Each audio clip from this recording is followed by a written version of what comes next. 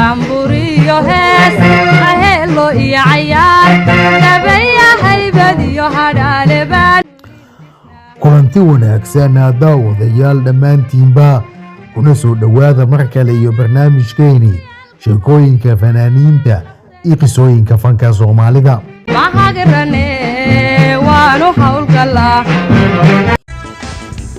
haddaba iyadoo fanaaniinta Soomaaliyeed ee ka mid ahaa kooxooyinkii kala duwanaa ee ka dhisnaa geyiga Soomaaliya ayaa waxay ahaayeen fanaaniin iyaga loo kala bedbedelo magaalooyinka kala duwan ee dhulka Soomaalida haba u badnaadaan magaalada caasimadda ah ee Muqdisho iyo weliba magaalada kale ee Hargeysa.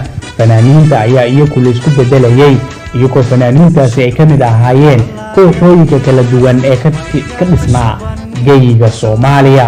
fanaaniintaasi halkaas loo kala bedelayo oo inta Muqdisho laga wado ama Hargeysa laga soo wado ayaa waxa ay la kulmayeen qisooyin kala duwan, mid farxad leh, mid xanuun badan iyo mid kale iyada caadi iska.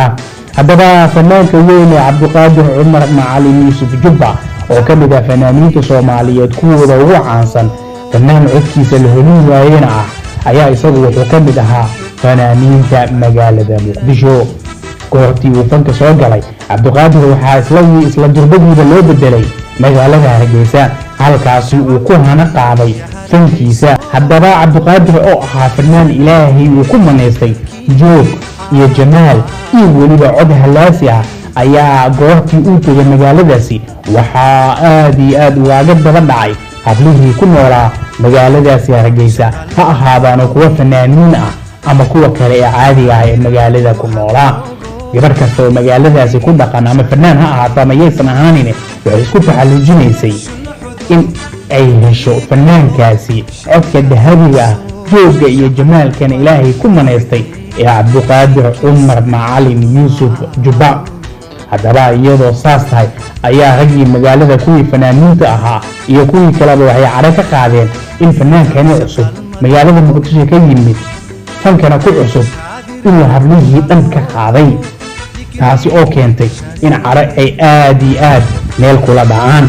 haddaba iyadoo sidaas ay tahay oo loogu dulqaadanayo Cabdiqaadir arrintaasi ayaa waxa uu ku halaaqay ama uu ku dhawaaqay hadallo aan u qalmin mid fanaan oo ciinkiisa oo kale Cabdiqaadir hadal qasbay in lagu garaaco magaalada Hargeysa iyo weliba xilli dambe wadanka Jarmalka ayuu ku dhawaaqay.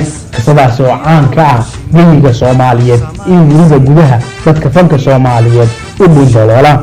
Cabdiqaadir wuxuu yiri magaalada Hargeysa rag kuma noole habla ayaa ku nool. hadalkaas oo aad iyo aad uga careysiiyay raggii ku noolaa magaaladaasi tiyo keentay in Cabdiqaadir lagu dhex garaaco magaaladaasi weliba si xun. Cabdiqaadir ayaa arrintaasi waxa uu ka bixiyay cudurdaar isagoo sheegay inuu hadalkaasi sidaasi uusan u qasbin. haddaba iyadoo sidaa lagu cafiyay ayaa waxaa dhacday sagaashameeyadii xilligii dagaaladii sokeeye kadib Cabdiqaadir uu ku noolaa wadanka Jarmalka inuu hadalkaasi mid la mid uu ka yiri wadankaasi. isla meeshaasi ayaa raggii ku noolaa waxa ay ku garaaceen Cabdiqaadir. haddaba sidee adiga kula tahay in fanaan Soomaaliyeed oo caan in uu hadallo noocaas ku dhawaaqo weliba laba jeer oo kala duwan xilliyo kala duwan iyo weliba meelo kala duwan? qisadaas adigu ma maqashay?